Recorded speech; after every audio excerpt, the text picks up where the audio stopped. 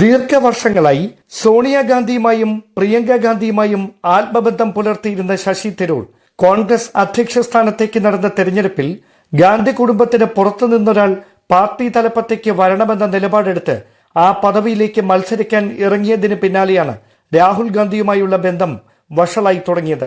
2009 മുതൽ തുടർച്ചയായി പാർലമെന്റ് അംഗമായിരുന്നിട്ടും മൻമോഹൻ സിംഗ് മന്ത്രിസഭയിൽ വിദേശകാര്യ വകുപ്പിന്റെ ചുമതല വഹിച്ചിട്ടും കോൺഗ്രസ് ദേശീയ നേതൃത്വം തനിക്ക് മതിയായ പരിഗണന നൽകുന്നില്ലെന്നാണ് തരൂരിന്റെ പക്ഷം.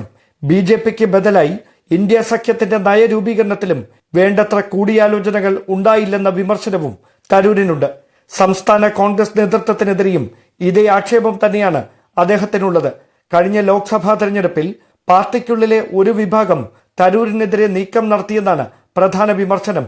സംസ്ഥാന കോൺഗ്രസിലെ ചില മുതിർന്ന നേതാക്കളുടെ അറിവോടെയാണ് ഈ നീക്കങ്ങൾ നടന്നതെന്നും ശശി തരൂരിന് സംശയമുണ്ട്.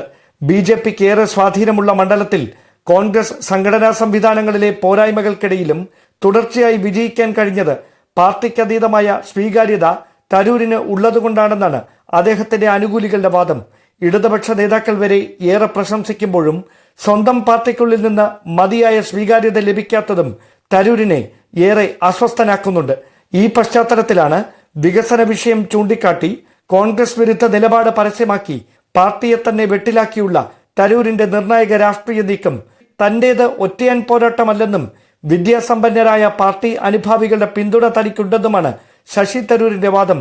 നിലവിലെ വിവാദങ്ങൾ പുറത്തേക്കുള്ള വഴി തുറക്കലല്ലെന്ന് തരൂർ ക്യാമ്പ് ഉറപ്പിച്ചു പറയുമ്പോഴും നേതൃത്വത്തെയും നേതാക്കളെയും അലോസരപ്പെടുത്തുന്ന തുടർച്ചയായ പ്രസ്താവനകൾ കൊണ്ട് ശശി തരൂർ ലക്ഷ്യം വെക്കുന്നത് എന്തെന്ന ചോദ്യത്തിന് ഉത്തരം തേടുകയാണ് കോൺഗ്രസ് കേന്ദ്രങ്ങൾ.